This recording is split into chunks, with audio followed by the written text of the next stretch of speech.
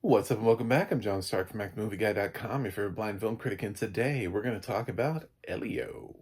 This is Disney Pixar's newest film that came out in June 2025. I'm just now getting around to it. Sorry.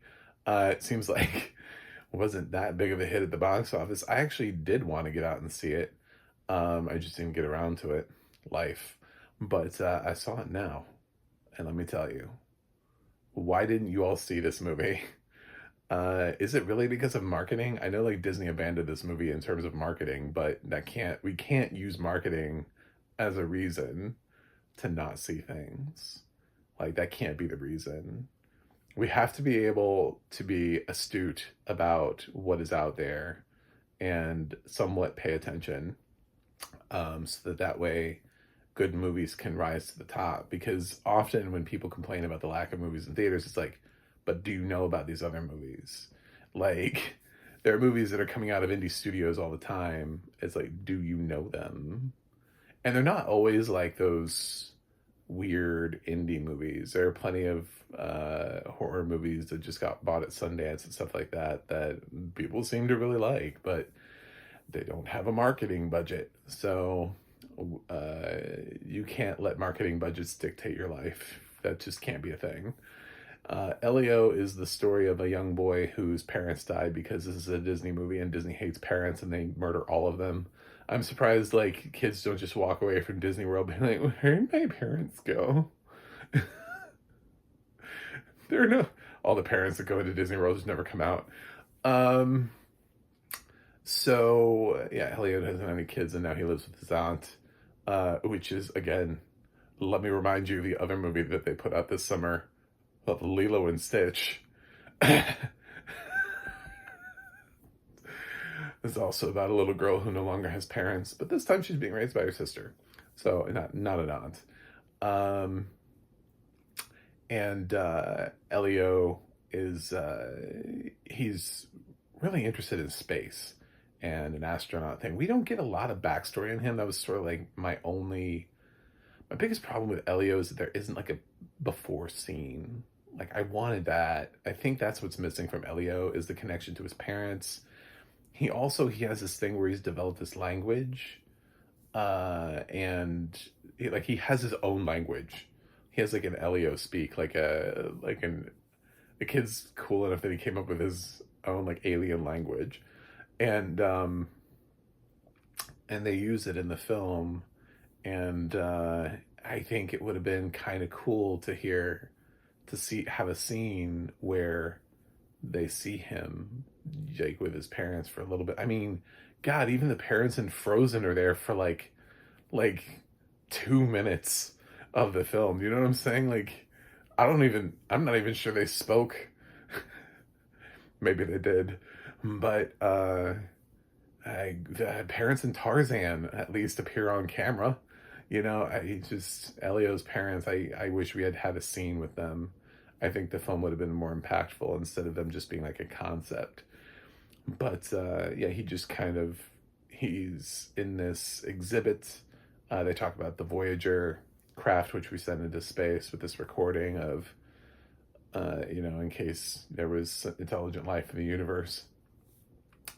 Well, intelligent life finds Voyager and they make their way to Earth and they reach out and try to make contact. And they make contact in this one uh,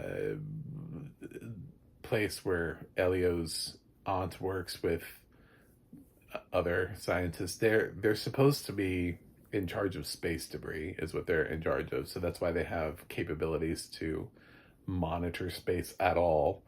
They pick up the signal and they're like, no, we shouldn't be the ones to answer this.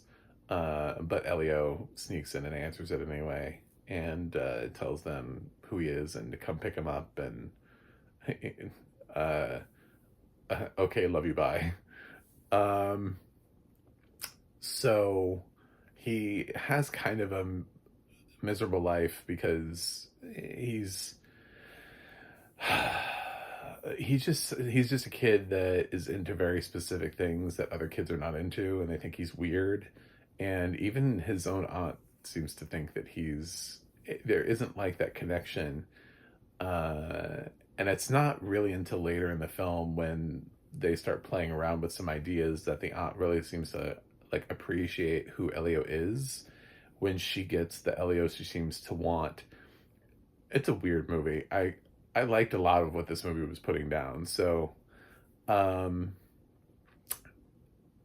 Elio's gonna get beamed up. He's gonna get taken to a ship, which is there's like a ship that's floating around, and it's basically like the version. It's like the galaxy's version of uh like the Senate or like a parliament for space, where like there's a representative from all these other alien races, and so they found Earth, and so Elio is, you know, trying to be the representative for Earth. They think he's the leader of Earth because he's the one that made contact, and Elio doesn't change that idea because he wants to go. He doesn't like where he is, and he wants the aliens to take him, and this is like his dream come true. And at the same time, there's another candidate that is this big sort of warmonger creature who is being considered, and they end up rejecting him, and he gets angry and threatens war against the council. And then they decide they're not accepting new members, and so Elio has to be sent back, but Elio doesn't want to get sent back. So he volunteers to try to fix things with the other candidate and his race of aliens and be like an ambassador. And if he can fix that, can he stay? So they agree on that. So Elio goes off and becomes an ambassador to another race of aliens, where he ends up meeting the alien that I don't remember anybody's names. The, the warmonger that exploded away from the ship and went back to his has a son who Elio relates with because they're both kids, even though aliens don't think Elio is a kid. And Elio meets this kid who just wants to be a kid and thinks his dad doesn't like him. He has a lot of the same problems Elio has, so they bond. And Elio uses him to kind of trick the dad into thinking that Elio kidnapped him, and that's why he has to leave peacefully. But then he realizes that this kid doesn't really want to become like his dad. He doesn't want to become a soldier, and so things just kind of get crazier from there. That's enough. That's enough of the plot of the movie. So they do a thing also with cloning where they can clone people. So while Elio's doing all this, they send a clone back to Earth, which you would think would work. Like they could have gone a lot of ways with this. But the way they went with it was that the clone actually ends up becoming sort of like I don't want to say a better version of Elio, but a more normalized version of Elio, which causes the aunt to suspect something. And which you don't know that she does it initially, because it seems to be that this is the Elio that is exactly everything that she's wanted. Is like an Elio who just is like, yep, no, no, cool, let's do that. Yeah, can I do the dishes for you? You know, like that kind of thing. And then we see what actually happens. So I thought this was fun. Is it no, it's not Pixar's best film ever. No, I'm sorry. That's just like one of those things. Pixar is just, I don't know that they'll ever have their better film. I don't know that we can ever get to a point where Pixar can actually top whatever you think is Pixar's number one movie, because it's probably like a Toy Story movie. Maybe it's Wall-E. Maybe it's Up. Maybe it's The Incredibles. I don't know what it is, but Finding Nemo. Like, they have so many potentials already for the top of your list that it's actually impossible for them to ever do that. So at this point, I'm just looking for more films like Luca, which are films that I want to keep around forever, that are just like, yes, I want to see this again. I've already seen Luca multiple times, and I would watch Elio again. I'm looking for that kind of thing. I'm not looking for expendable Pixar movies that I never want to see again in my lifetime. So with Elio, yeah, it crossed that boundary where I would absolutely watch this again. I probably will by the end of the year. So, um, I I did enjoy this. Um, is it gonna win the Oscar for Best Animated Feature? That's a tough one. That's a tough prediction. It seems like a safe bet for a nomination just because Disney Pixar made a solid entry, but they didn't make one of their greatest entries. So I could see this not winning pretty easily. I would be surprised if this was in contention to win, to be honest. Just like I would with K-pop Demon Hunters, I think if we're talking about year one of those films to win, we had a really weird year for animation. So could they both be nominated? Absolutely. Should either one of them win? Probably not. Uh, they're both entertaining films, but did we not have anything more profound? So I like Elio, and I like the audio description track to this. I gotta give props, but there was nothing at the end. I stayed all the way to the end, literally the dead end of this movie, and there were no credits. I didn't get a single audio description produced by, and I was like, what? Anyway, so one of the coolest things that they did, and it's fucking like it's like a top five moment in audio description in 2025 for me, is they took the time, and it reminded me of the fact that, Disney has that like pin collection thing that they love to do, the pin trading.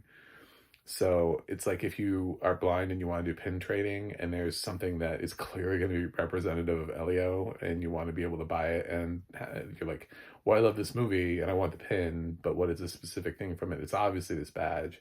So there's an ambassador badge that they keep sort of like offering and taking away from Elio. And you get a glimpse of it, like you're told it's green, and then there's a scene towards the end of the movie where they linger on it for a second, where Elio's like staring at it. And man, they went into like deep detail of that badge. Like, I mean, like it was a painting. I was like, what? Like they fully described the badge. So, I mean, you could draw it.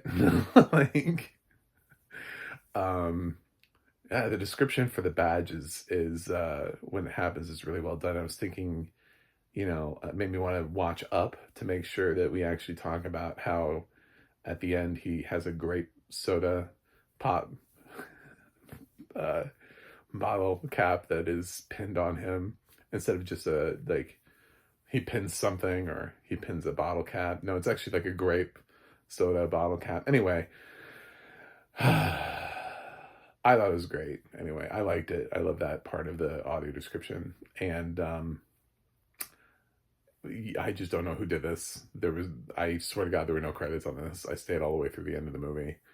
And I'm giving Elio 8.1 out of 10. So, yep. That's where we're going with Pixar's newest entry in the franchise of their movies.